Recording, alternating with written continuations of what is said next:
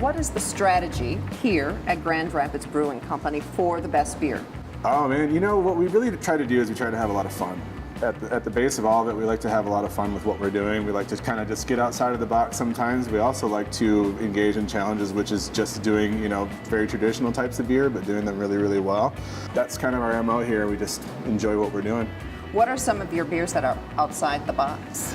We've had a couple cool beers that are outside of the box. One that's in process right now, which is a really interesting IPA, which we use some Nordic ale yeast on. So it's a very interesting Nordic isolate from way back in Scandinavia, well, way far away in Scandinavia. That one's kind of fun, different type of fermentation. We do some really interesting sour beers that are fermented in oak barrels. We've got another beer that's got, a lot of coconut, chocolate, coffee, stuff like that.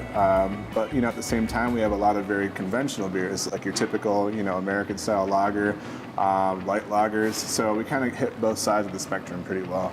What's the best advice you can give a novice at picking a good beer to go with their food? Oh, well, it really depends first and foremost on what it is that you're eating. A lot of it depends on what kind of food that you're eating in terms of the suggestions that we're going to give you.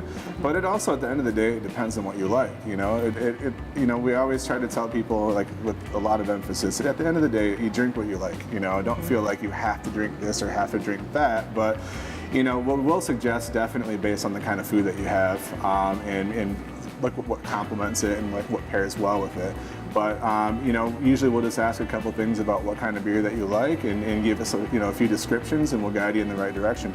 Okay. What do you like about being the strategist and coming up and pairing, but also creating and finding, like you said, you're coming up with the new IPA and just trying those different unique tastes that, will appeal to various people in the community. How exciting is that, and how do you like doing that? Oh, it's really fun. That's actually, a lot of that is the best part of my job, is being able to come up with different types of combinations and experiment quite a bit and kind of seeing directly how that affects people in terms of when they taste it, when they experience it, and coming up with new ideas is one of the most interesting parts of the job, because we tweak things a little bit here and there, and we get a lot of direct feedback from the people that work here. They're great at understanding beer very, very well. So that's a huge part of what we do.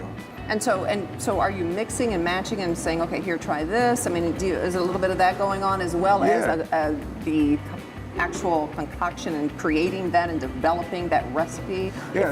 Do you call it a recipe? Yeah, for sure. Yeah. So what it all starts out is that we have beers that do very well, and we have a recipe that we kind of formulate, and we see we have a lot of success in terms of the flavor that we're looking for, the mouthfeel and. So you know what you're looking for going in, kind of like in your head. Okay. Exactly. So we have a lot of base recipes that we've done before, and we can take components out of ones that have been very, very successful and that have the things that we are looking for. So we take a lot of pretty detailed notes in terms of the beers that we have been doing, and we know what's working in terms of getting us where we want to be. So we kind of take those different components and work on bringing the things that work and eliminating things that don't work in terms of getting the beer to where we want it to be. And sometimes it's a bit of a shot in the dark, and there's some experiments that we do which we've never tried before.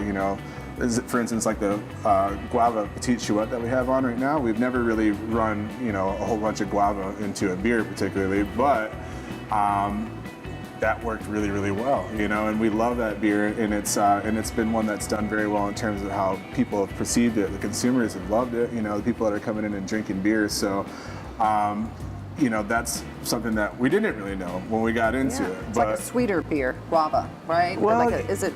Yeah, kind of, or? A little bit. So what's cool about that beer is that it's a sour beer. So we aged it in oak barrels. We aged it and fermented it in oak barrels, and then we ran it into a fermenter with a whole bunch of guava puree, and then it re-fermented again. It re-fermented the guava, but it retained a little bit of sweetness, but it's more of the depth of the tropical fruit in the guava. Okay. A lot of the interesting aspects of that kind of mesh well with the sour beer, but it's just sweet enough that I think it's very approachable.